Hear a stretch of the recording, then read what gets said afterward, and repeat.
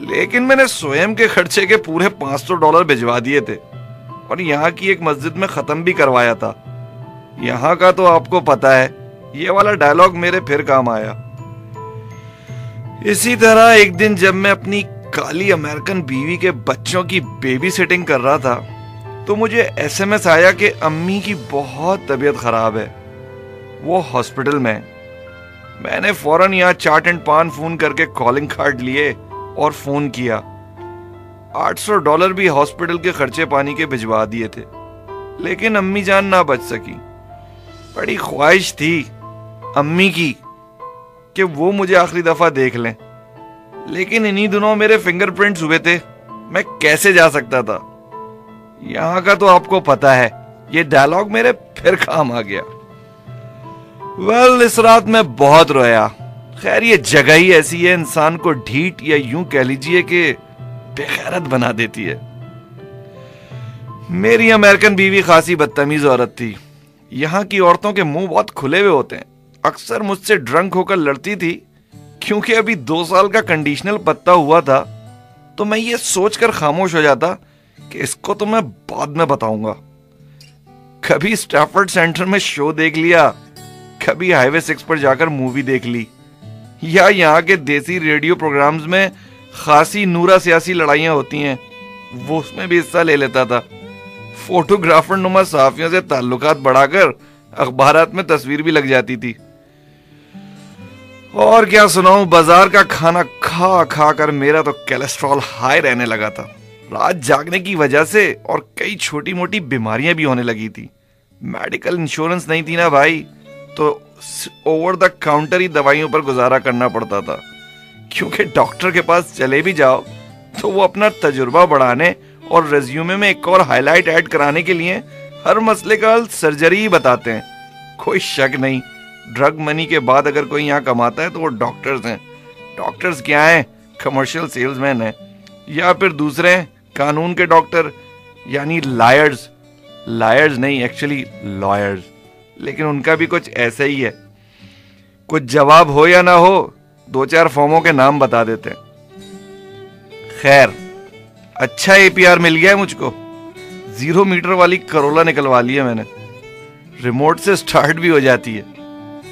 Deal for ऑटोजोन से spoiler भी लगवाया मैंने उस पे, कूल बनने के लिए।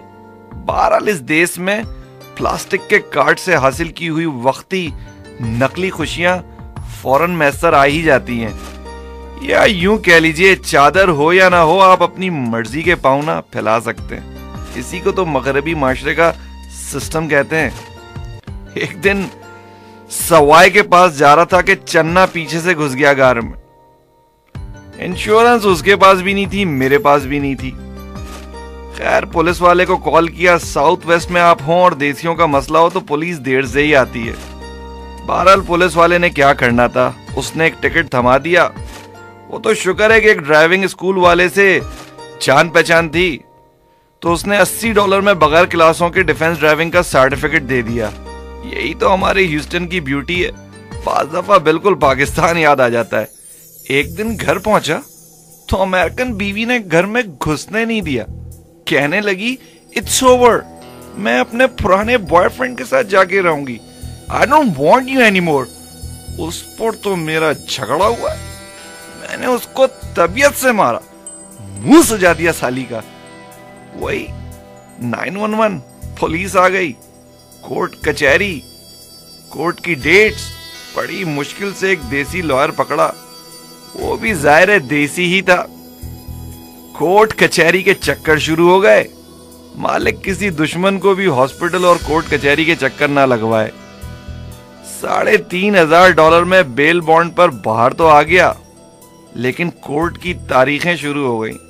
लॉयर की फीसें, इतने पैसे कहां से लाता? हकीकतन मेरे दांतों से पसीना आ गया था। सारी जमा जोड़ी लग रही थी मेरी, मैरिज फ्रॉड में डिपोर्ट ना हो जाऊं, या कोई वुमेन ह्यूमन राइट्स की तंजीम पीछे ना लग जाए। इतनी मेहनत और ये सारा ड्रामा शुरू हो गया। मेरी तो रातों की नींद गायब हो गई थी। बगैर स्टेटस के हर कोर्ट डेट मेरे सर पर एक नंगी तलवार की तरह लटक रही थी। क्या होगा, मेरा अब क्या होगा, मैं कहाँ जाऊंगा? इतनी जद्दोजहद के बाद क्या फिर हैंडकफ, क्या जेल या डिपोर्ट? ये है मेरी कहानी, खामोश जिंदगानी, सन्नाटा कह रहा है क्यों जुल्म सह रहा है। एक दास्तान पुरानी, तन्हाई की जुबानी, हर जख्म खिल रहा है